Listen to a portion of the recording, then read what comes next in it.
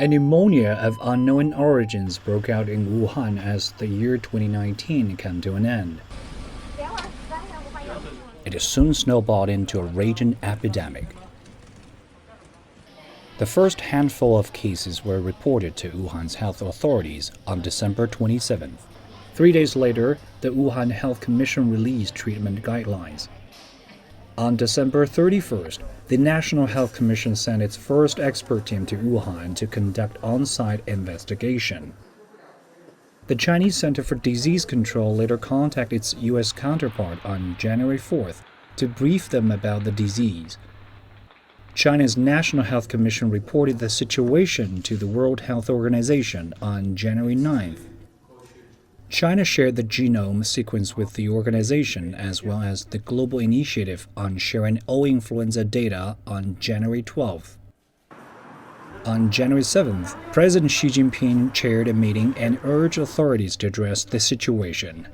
On the very same day, China successfully isolated the strains of the novel coronavirus.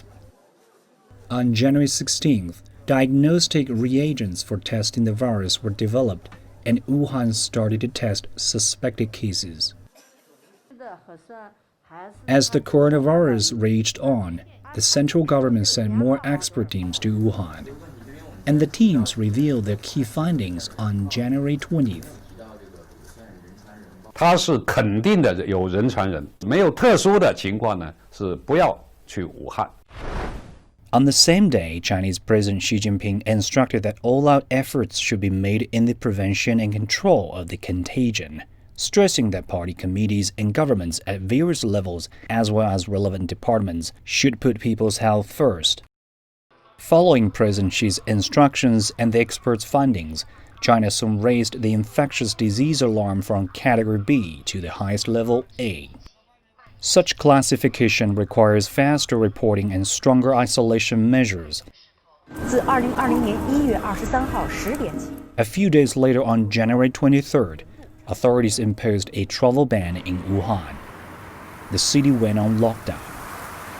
就是对武汉的封城起到了非常重要的 The lockdown of Wuhan plays an extremely important role in prevention and control of the epidemic.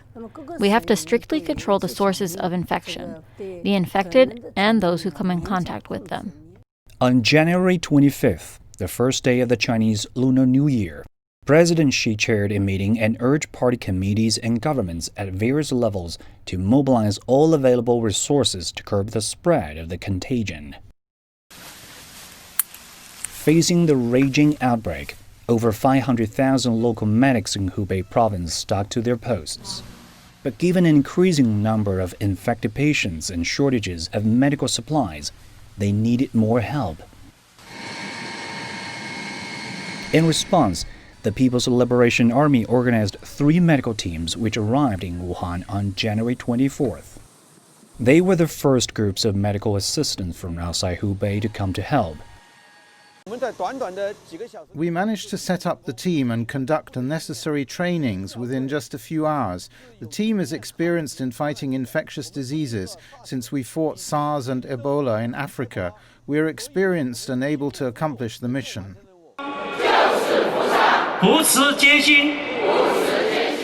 And there were more. Over 340 assistant medical teams with more than 42,000 medical workers gathered in Hubei from across the country.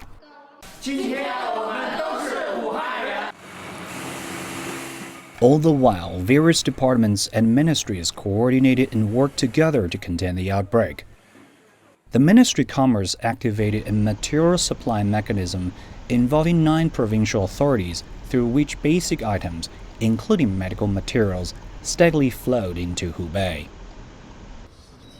The Ministry of Transport announced measures that allow trucks and vehicles delivering medical workers and supplies to use highways freely.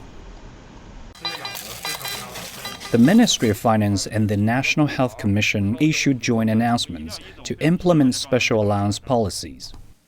The treatment of infected patients is free, and the policies enable all infected patients to get treated for free by subsidizing the expenses that medical insurance couldn't cover. The speech and the instruction of President Xi Jinping has made it works. because in this situation, we must focus on the people's health and the prevention and control of the virus, not other things. In the face of this lethal virus, we must be very collective behavior and action. Cities were on lockdown, businesses suspended, public events cancelled, and people were under home quarantine. China came to a stop, but the force of the whole nation was mobilized to fight the invisible enemy, not only in Hubei, but across the country.